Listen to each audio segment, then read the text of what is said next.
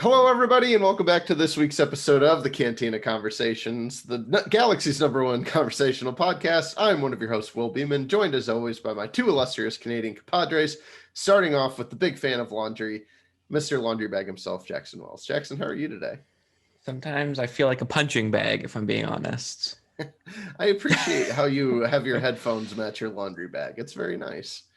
Thanks. It brings good balance to your room. Mm-hmm. Yeah, I'm all about balance, just like a certain universe that we are fans of. Yes. Are you feeling relieved now that you're done with school? Well, I still have to do some final examinations and some final assignments to hand in, but I am all done classes, which has been nice. I treated this weekend as it's all over, but in reality, I have an essay due on Tuesday that I have to finish. So. Oh, okay. Well, I mean, close enough to celebrate. It's all over. I have enough time for content now. I got one dose of the COVID vaccine yesterday, and it's over to me now. So mission accomplished. Am I right? How are you feeling? I'm actually feeling okay. Had a little vaccine area soreness, but you start like slouching during this and just kind of yeah. I mean, my body hurts in general because I went back to the gym for the first time in like 2 months yesterday. So I've got that post-workout. Did you go before or after the vaccine? I went before. Okay, I was gonna say, I feel like you probably shouldn't have gone after, so that's good. No, I went before, so I could have a good arm pump for the nurse. That way, that could have the veins are just popping. I wanted to make it so I wanted her to be able to find where to put it. Even though every time I get a shot, they always use the tip of the lightsaber as their target. Every time I get my flu shot and everything, that's where they use. It's convenient. And also joining us is the big fan of bologna, Captain DJ himself, our first responder hero, essential worker extraordinaire, the big boss. Yes. Okay. So I did eat bologna this morning in front of them. That was an interesting experience. I said it wrong on the podcast, so I assume I'm going to get corrected on that. You guys also corrected me. That's fine. I don't know why I'm like this, but I am. So DJ is such a niche fan of bologna that they say it wrong and have a special smoked version of it that they eat. It's not smoked. It just kind of tastes a little smoked, you know? I mean, it's probably smoked before they package it. Maybe that's it. Yeah. I mean, I do like a good bologna. It's good. I didn't know it was a breakfast food until today. I've never eaten it any other time in my entire life, I don't think. Hail Canada. That's just how it is for me. No, it's not Canada. It's just Newfoundland. Which I don't want to be associated with this. Which is part of Canada, right? You gotta take this as the whole. Newfoundland became Canada in the 1940s. There are people alive today when Newfoundland was still a British colony. No, yeah, my grandparents were born British. Technically. Interesting. Yeah. So are you technically an immigrant then? No, I think I'm far enough away. You know, I was not born in 1940, believe it or not. So I think I'm far enough away. Okay. I don't think my grandparents have dual citizenship anymore. They would have like back in the day, but I'm pretty sure all that's done now. So, I mean, that's kind of like how in America, Alaska and Hawaii didn't become states until the 50s. Right. So like some people probably just know them as that commie territory and the island territory. Right. You're welcome, by the way, for Alaska. Yeah, thank you. Yeah. I'm sure there was some kind of trade deal for that to give us just a random section of Canada. Feels like it probably is a bad deal, but who am I to assume? How about we give you guys Alaska back and you just give us your province and we make you guys Ontario, North Michigan. No, that seems really bad for Canada. If anything, Michigan would become South Ontario. If anything, I mean, that could be.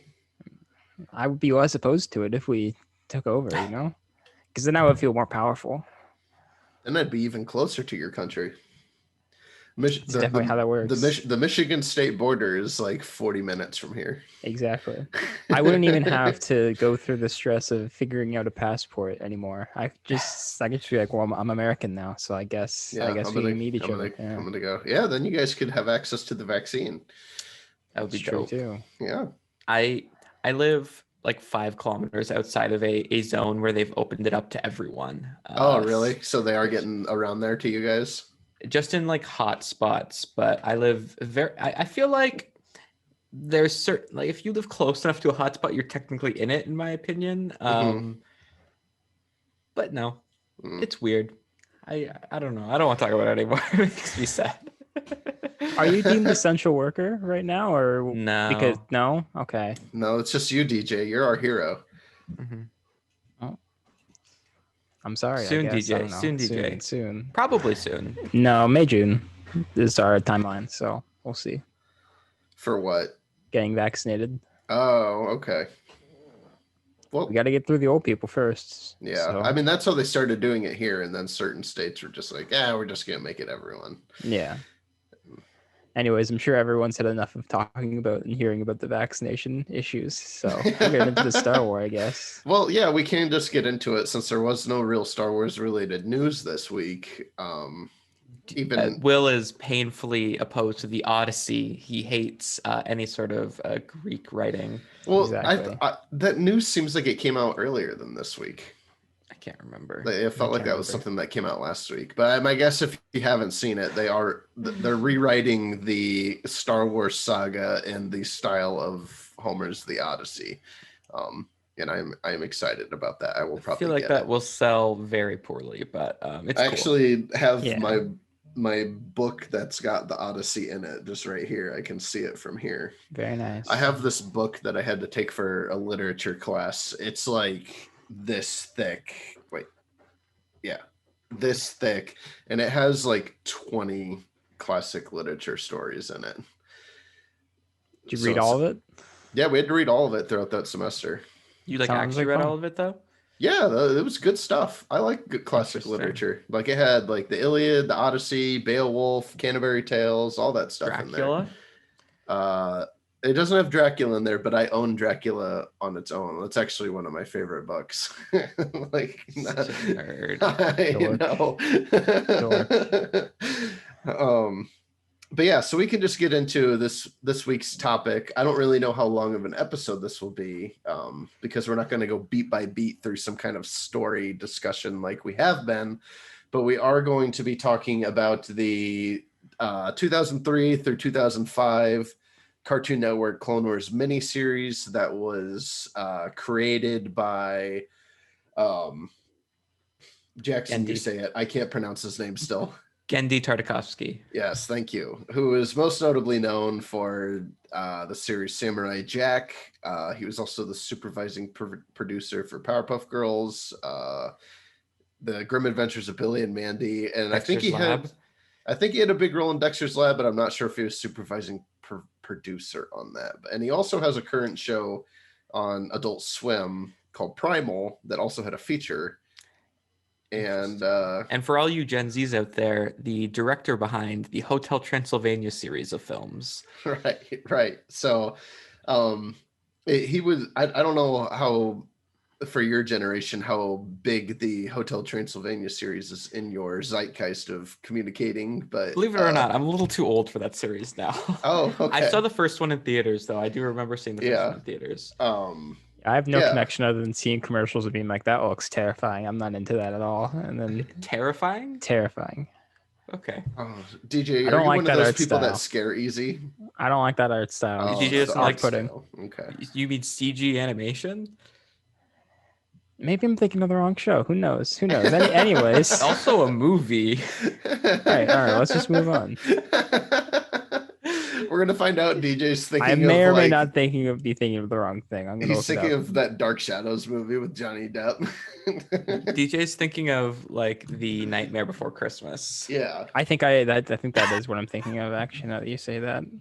Yeah, those are the same. But yeah, it's unfair to say and call it the heyday of Cartoon Network because I don't have children, so I don't really know what kids are consuming cartoon-wise anymore.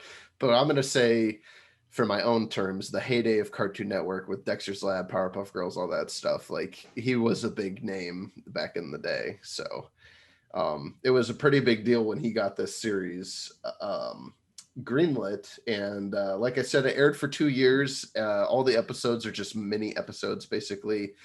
And it was meant to bridge the gap between Attack of the Clones and Revenge of the Sith. AKA George Lucas wanted to try and find a reason to increase merch sales because the prequels were not doing too well in that department, so they had to keep continuously pumping out merchandise. I would love to see some of the merch that came into this show. I bet you that'd be I sick. would too.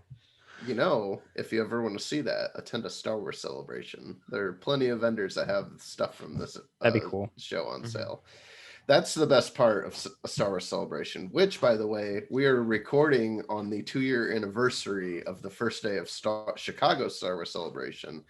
I miss those conventions a lot. I can't wait to go back. But that's my favorite part of those conventions, are just the vendors that have years of old toys that they sell. Will, one thing we forgot, what is the reason why we've been able to watch this series now? Yes, that was like what we talked about on a previous episode. The Vintage Collection is now out on Disney Plus, so this is easily accessible to anyone with a Disney Plus subscription. Also included is the Ewoks animated series and both Ewok live action movies that were made for TV. I think it's cool that they're using the vintage line to brand this stuff, though. with the old school toy. Because that's what they've been doing with a lot of toys, is they've been reprinting 70s and 80s action figure lines under this vintage line, which gives them a reason to charge way more than they should be. But I mean, there's some cool stuff. Like I got Jabba's skiff through the vintage line because I never had that when I was a child, and I was like, well, I'm gonna have that as an adult, and it's a pretty cool toy. But yeah, so I was able to revisit this series for the first time since it aired, because I never owned this on DVD, so I just haven't watched it since this aired on Cartoon Network. You guys haven't ever watched it until Never. It's a very nice transfer. I don't know if they did anything to it, but it looks really good. Yeah. It does look like they might have cleaned it up a little bit and did like the digital upgrade to at least 1080. Because back when this aired, like HD wasn't even commonplace yet. So yeah, I mean, it was widescreen. Yeah, and like I imagine it wasn't widescreen at the original. I don't think you can really do that. No, that's what I mean, right? I mean, I didn't have a widescreen TV, so I don't know if it was or not, and I can't remember that far back.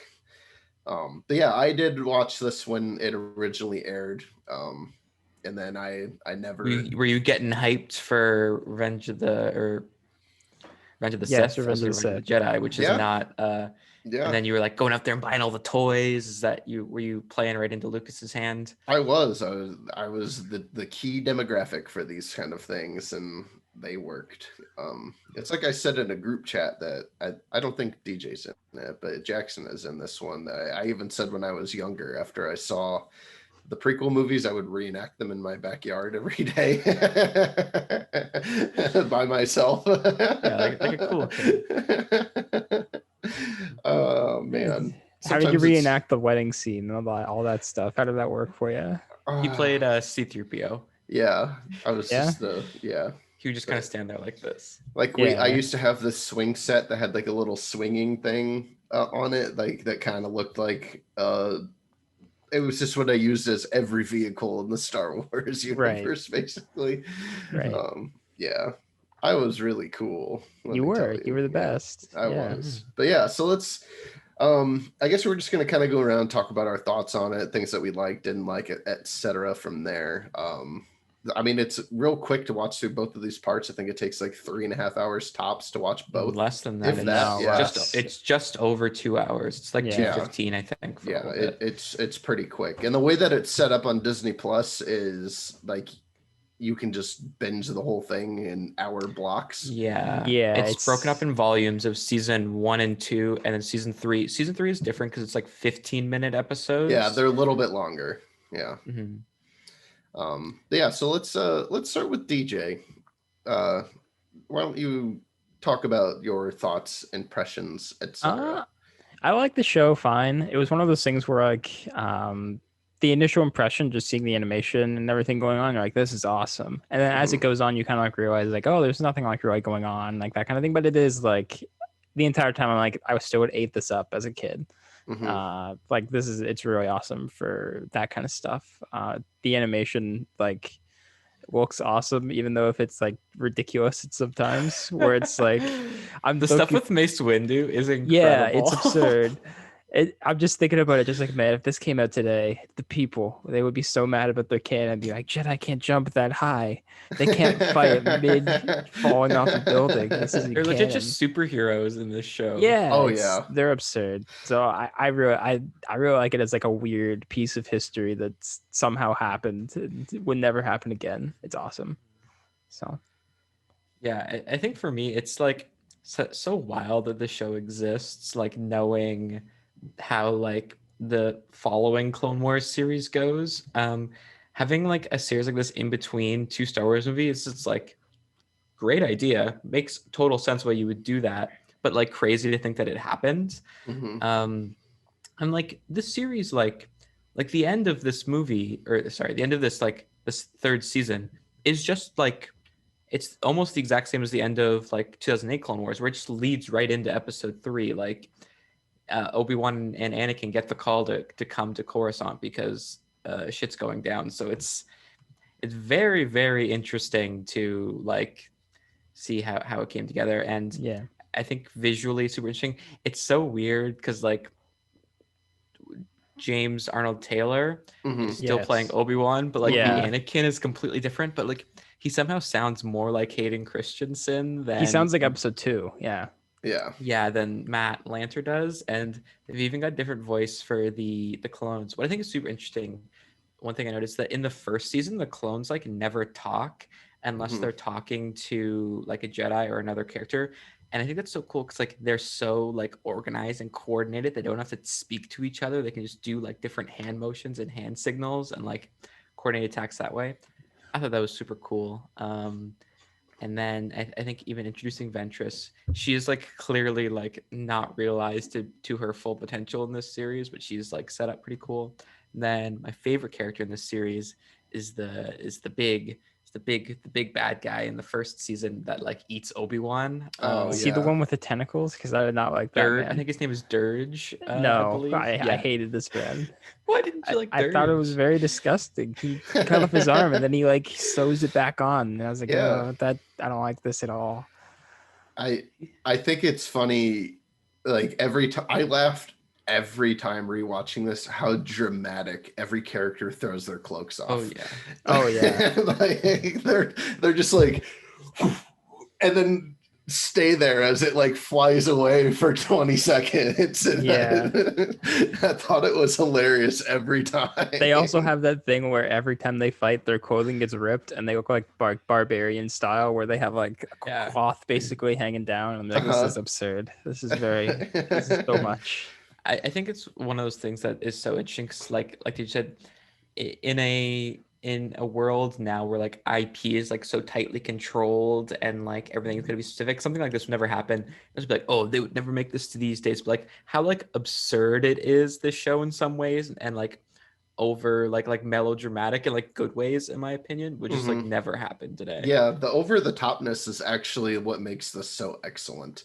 And the first like probably 2 seasons even, like, and even some of the third, it's like very Samurai Jack too, where like he's mostly a silent protagonist for the majority of his episodes. And this follows the same way. Like some of those episodes like go by and there's like maybe 2 lines of dialogue in them. Yeah. And it's definitely the visual spectacle of the action is where this shines. I would imagine like the show maybe had like a moderate budget too. So like working in voice acting, especially in like micro episodes, doesn't make sense. And with that limitation comes something that like looks pretty cool. Yeah. And I don't know if it's even fair to say that something like this couldn't exist today, because I feel like the closest thing we're going to get to the show is that Visions thing coming out this year. Right. I could almost see that being very similar in this to this. That would be cool. Yeah. I think that's interesting. Does anyone have any like favorite episodes or like segments? I know episodes is a weird way to put it. I have a favorite character. Okay. The red clone. It's like leading them, not because he's red. That's literally my entire thing. Because think about it in Clone Wars, like all of them like mostly look. They use like different kinds of like ways to signify with like we talked about like with the scars and all that kind of stuff. And like this time it's literally just you're either a clone or you're a colored clone, and the colored clones are cooler and the leaders. And there's no, I can't think of any time we see red ones. It's just Cody and Rex with the blue. I think in the 2008. like Wolf and the like bad guys or the bad guy clones in season 5 are red. Okay. Right. But you I only do see them remember for that. like an episode or two. But I just saw this guy and I was like, this guy He's is red. cool. He's red. I want a red clone. That's awesome. So he was cool. That's definitely my favorite character. Jackson, I know you were saying your favorite episode was probably the Anakin Ventress fight.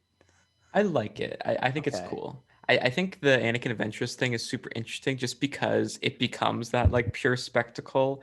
And then, but it also like does what I think is like some of the few instances of like deep, quote unquote, deep storytelling in this series where like Anakin kind of like does the little evil thing and like his shirt gets ripped off. And there's like, I can't remember what musical cue it is, but there's a familiar Star Wars musical cue. Like There's when Duel he's of the like, Fates at the beginning. yes.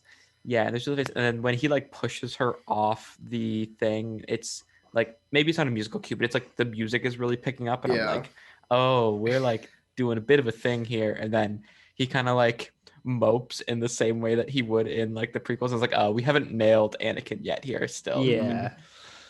Well, he does have that moment too when he's holding her lightsaber and he's looking like a jacked action figure and he just is like yelling.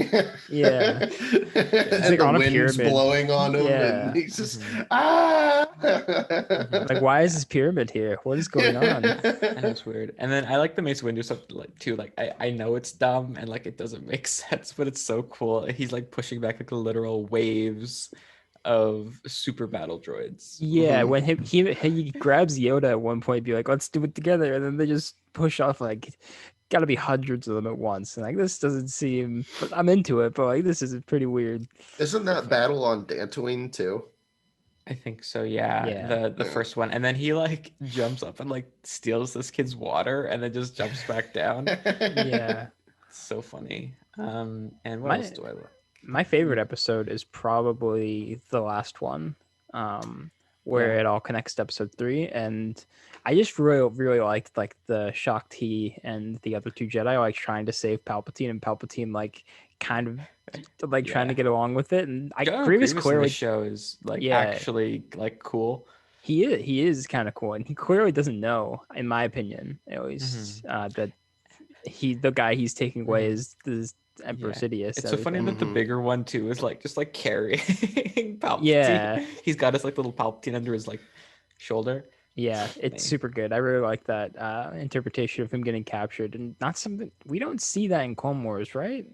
Him actually getting captured. It's just said. I don't believe so. They just talk about it. You see it all from Ahsoka's perspective. My headcanon is that's what happened. These two are connected. Yeah, this is how it happened. The show is still canon to DJ. No, just that one scene. Just the one scene. That's canon to me.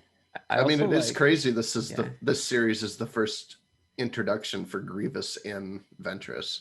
It's so interesting because he's played so differently in this too. Like even in his first appearance, he's like actually kind of terrifying, as opposed to like kind of like a jokester. And like when he lands and does like that ominous like rising, and he's like 30 feet tall, and and he doesn't have 4 arms yet in the first season either. Like the 4 arms aren't revealed. He's like fighting with like his foot. Yeah, at some point he like grabs the lightsaber and swings it with his foot. It's crazy. And he kills the Shaggy Jedi. Yeah, I also like where the Shaggy meme came from. I also like the Obi-Wan and like Dirge stuff. I think we need to bring back Dirge, is in my opinion. No, we don't need to bring back Dirge. The one thing that I think you can kind of learn about animation is like that character is like kind of impossible to do in like CG animation and look and have the same feel. He's so squiggly. You know who Dirge is in modern canon? Borg Gullet. They're the same. No, Borg Gullet. When we first saw Dirge though, I was like, why this guy's like full armor? What's he gonna look like underneath? I did not expect a tentacle man. That was very off-putting. So DJ's gonna have nightmares from that now. I did not like him. It's just like body horror. It looks kind of like Nightmare Before Christmas, if you ask me. Yeah, sure. DJ's scared. DJ's favorite. I'm very scared. I was reading some fun production details that are really funny. Would you like to hear a couple of them? Yes. Okay. So, in the third season, Cartoon Network held a poll to determine which of the 3 new Jedi should be introduced in the series. The 3 choices were, okay, I'm going to read some random names that aren't going to matter. The joke isn't about who these characters are. Is Roaring Korob, Wolfman, and Foul Mudama. That's a good name.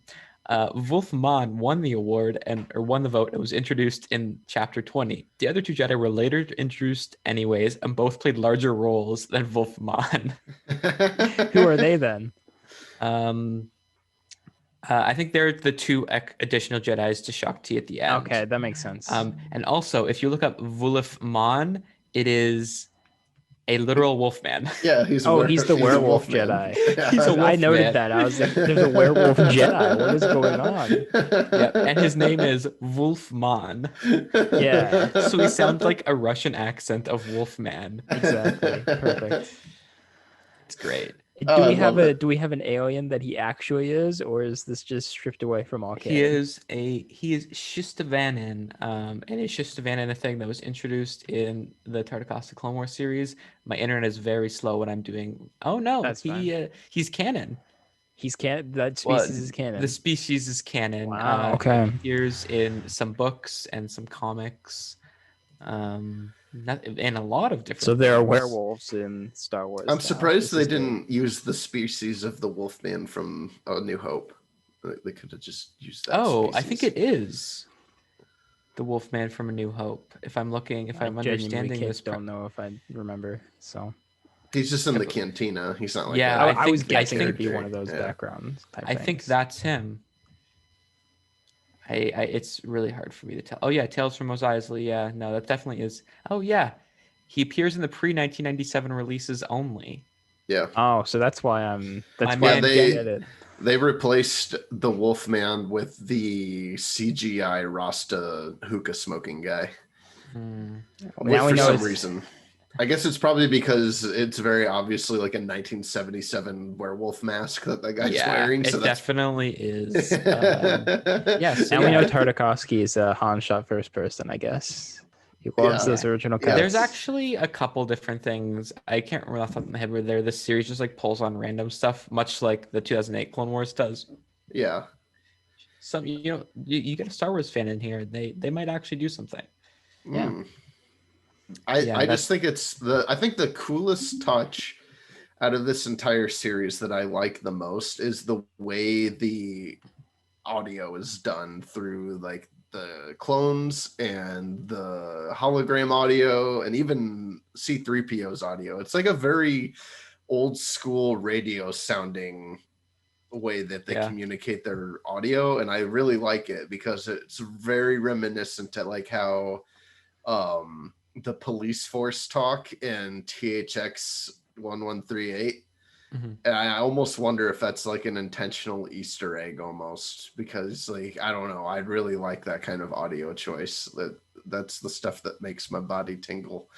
That's what gets DJ excited too. I do get excited. DJ loves some good audio design. I love some good audio design. Yeah, I think the series is so interesting too. I can't remember my point, but I will say that Tartakovsky animated C-3PO's eyes in the same way, in the same like expressionist way that he is in the holiday special animated segment, and I think also the like droids and like Ewok cartoons. Yeah, which in my opinion is the best way to animate any sort of thing, is give it expressive eyes, even if it's a robot, even if it's like a superhero with a cowl, give those eyes expression. I know it doesn't make sense in real life, but we're doing an animated show here. Yeah, right. Just real. Commit to the bit, you know? Yeah. I do like how this show kind of ended up serving as a pilot though for the Clone Wars show that we got. And I like how some of the stuff that carried over from it, like shirtless Kit Fisto. I was about to mention that was what I was going to say. Shirtless Kit Fisto makes his first debut here in a completely unrelated segment that like most of the segments have connections, but that one does not. Yeah, and it's like kind of like sort of the similar to what happens in the actual Shirtless Kit Fisto episode, where it's like a Quarren Mon Calamari fight, which I was like, oh, they actually like. It's like they just remade that episode basically. Yeah. Dave Filoni sitting there watching this and sees Shirtless Kit Fisto, and that's also and like he's season like, actually, 5, isn't it? season 4. He's like, actually, Yeah. I need to make this in my show too. This is too good of content to turn down. Yeah. I'm just glad that everyone can agree all around that Kit Fisto needs to be shirtless. Yeah, it makes sense. Why especially if he's underwater, why would he wear clothes? Right. Yeah, What are you I doing? think a Clone Wars series in general, like it's just so obvious. Like, of course, there's not going to be time in like a whole movie to like go through the Clone Wars. But like the Clone Wars that sounds dope. I want to. What happens in the Clone Wars? I want to know. We've got 2 series that have showed that, and one has lasted a very long time. Right. It really can't be understated how weird and also cool it is to just see all the Jedi that we know from Clone Wars in this show, because we haven't even mentioned like Barriss and Luminara have a whole thing at the start of this show where like she's like knighting Luminara's like knighting Barriss for the first time, and like, man, like little did they know what would happen with those characters. Like it's crazy. I can't remember if there's any other Jedi that show up that also get arcs. Ki-Adi-Mundi is there, but like who isn't even really in the other Clone Wars series. Yeah, he's not really in that many episodes. He's not you mostly just know him for the meme of the droid attack on the Wookiees. That's basically all he's given the world. That he is the designated Jedi that was given permission to breed. Yeah. Okay, I vaguely remember this, but I can't remember the full thing. This is a great fact, DJ. You got to know this one. Hit me if you have it on memory. Do you want me to explain some obscure Jedi lore to you? Sure. Because that would be interesting. Both of you correct go me for if I'm wrong. Ki-Adi-Mundi is part of a species that is either extinct or has difficulties like breeding, and they have very strict breeding times, and therefore for his community he will go and once in a while spend some time with and spread his seed. For his species and for his culture. Yes, for the greater population, not for himself. Good for him. Good for Ki-Adi-Mundi. Because as we're going to find out in the High Republic, abstinence is key. Exactly. Yes.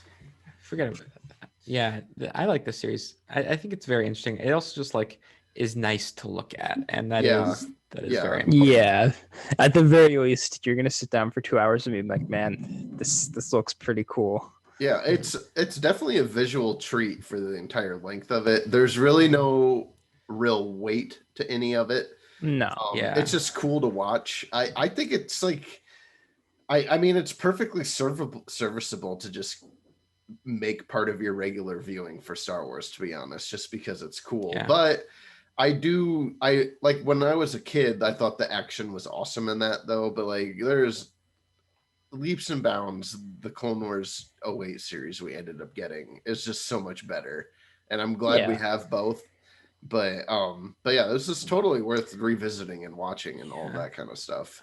I was thinking to myself while I was watching this, if we got the same stories from like the 08 Clone Wars, but it looked like this, would it be any better?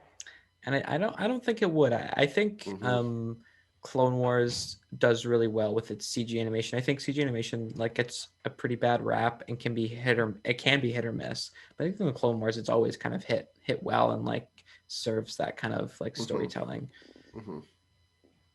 It's also much easier to do. Like this Clone Wars series is 3-minute episodes and runs like 2 hours long. Yeah. I do think I don't know if it's because of just the length of the episodes or just the time that they had to work with, but I do think it's interesting the drastic differences in the clones between each series. Like in this one, the clones are like these super awesome tactical military soldiers that are like you said, like they can communicate with hand signals, all this and that, and like they really have no personality beyond being clones. Yeah, they're basically whereas droids. In the Clone Wars series, as we've even gone the last couple of weeks about, they really delve into the humanity behind the clones. And I don't think you see a clone take off their helmet in this series either. I don't think so. Yeah, I mean they have great action moments in this series, but like the layers that they add to the clones in the 2008 series is incredible.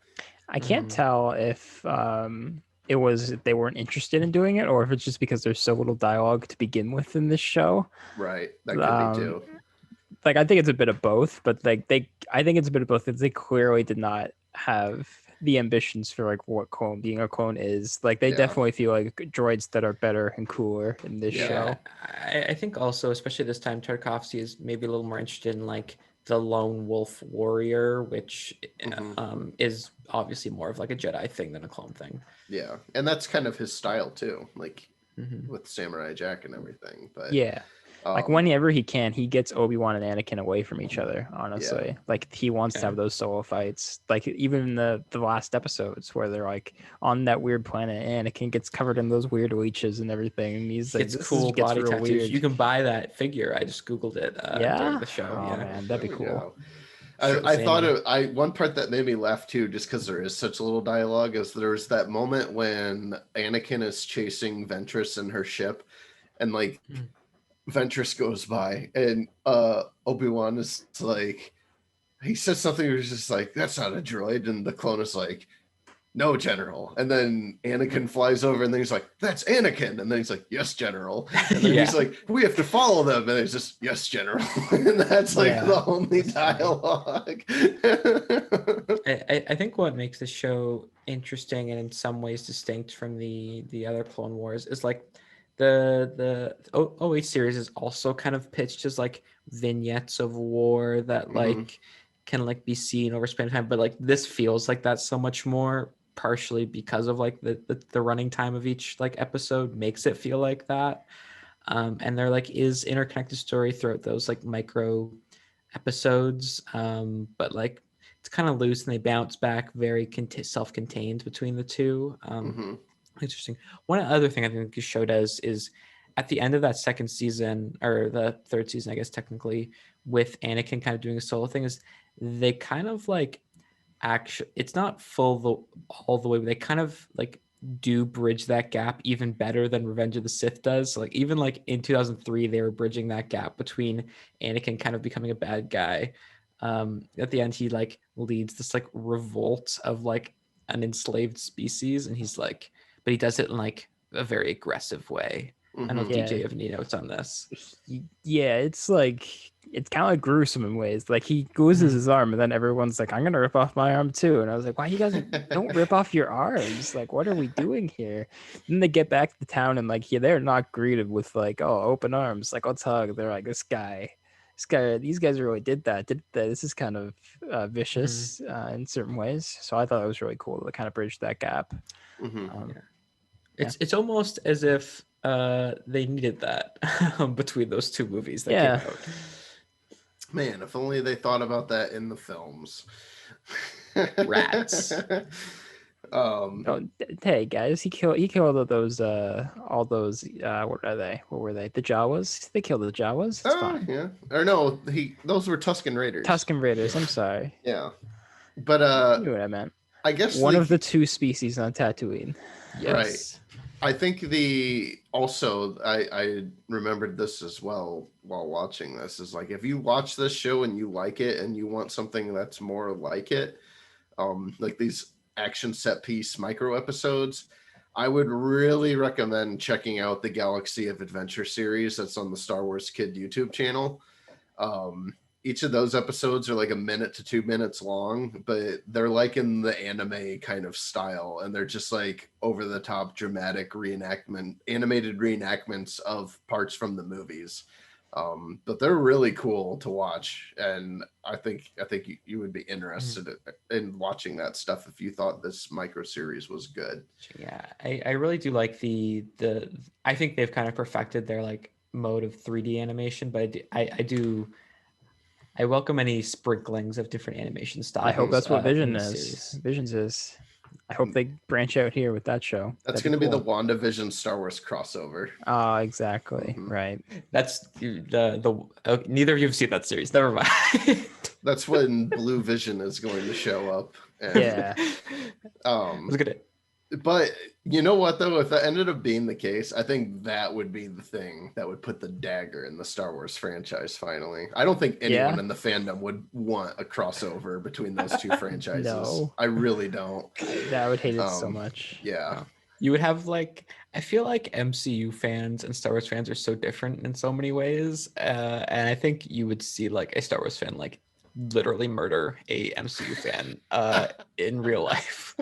I don't know. I feel like they're just so much more aggressive and like Yeah. The MCU's getting there though, you know? Like give it 5 more years and we'll see who's on which end. My issue is I think MCU fans are too in love with the MCU, whereas I think Star Wars fans hate Star Wars too much. Yeah, which is they gotta get some misses. Once they get some misses under their belt, they're gonna freak out. But they have misses, they just don't care. Yeah. But they're so long ago. Okay. You know, like what modern like true misses do they have?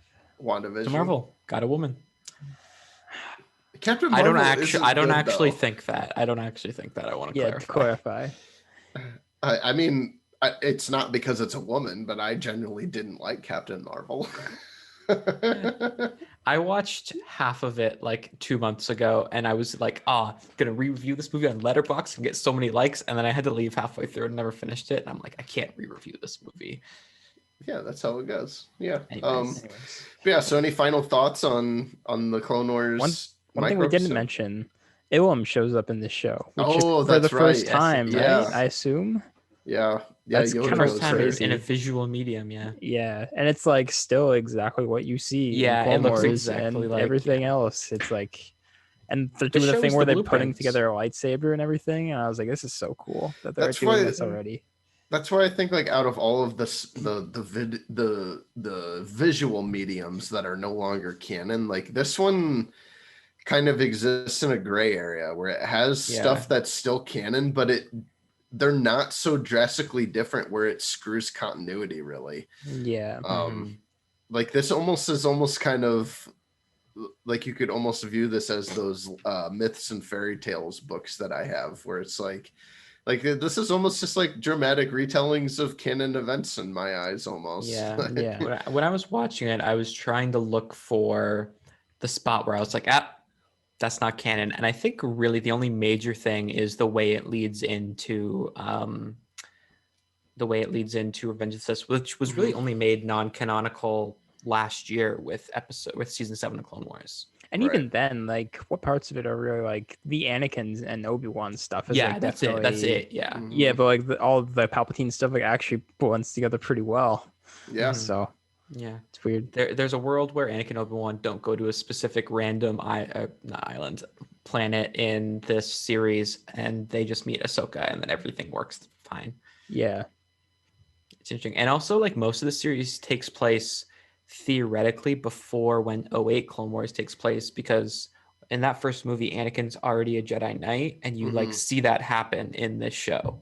Right. Yeah. It's like, in a way, you could be like, oh yeah, all of this takes place before the other Clone Wars series. Right. That was one thing that threw me off too when they knighted him, because I was just like, wait, when did this happen in like actual Clone Wars? And then I started like second guessing myself and like, when was Anakin ever knighted? Like, what's going on? But it was cool.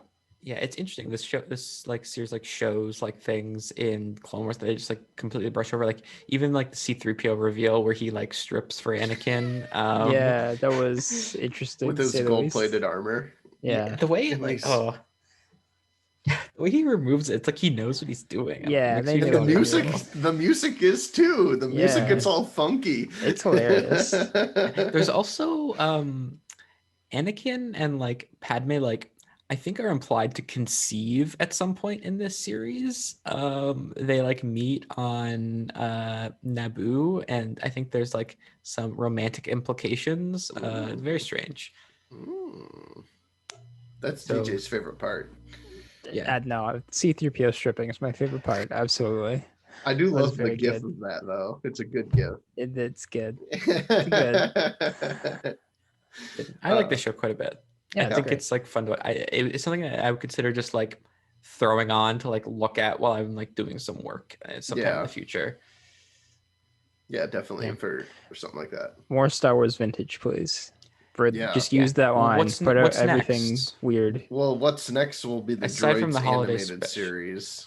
Yeah, and the holiday series, and then. I mean, that's really the thing. Is like the original cuts, man. They're gonna do it in the vintage section on May 4th. They're gonna announce it. May 4th. What's gonna happen? Yep. That's the thing too. There's like a surprisingly like random amount of things that they like did like in terms of like TV shows and movies with like the Ewoks and the droids and stuff. But like Not much since I mean, then. I gotta watch it now. No, I gotta know. I'm assuming I it's not gotta gonna know. be. I'm not gonna like it like this, but I gotta watch it. I gotta Wait, know. there's some actor in the Ewok series or those movies. I can't remember who it is, but he's like kind of famous. I won't. Yeah, I it's won't remember. Wilford Brimley. Right, Wilford Brimley is in the. That's so Yeah. weird. Okay. And he says the F word in one of them. Yes.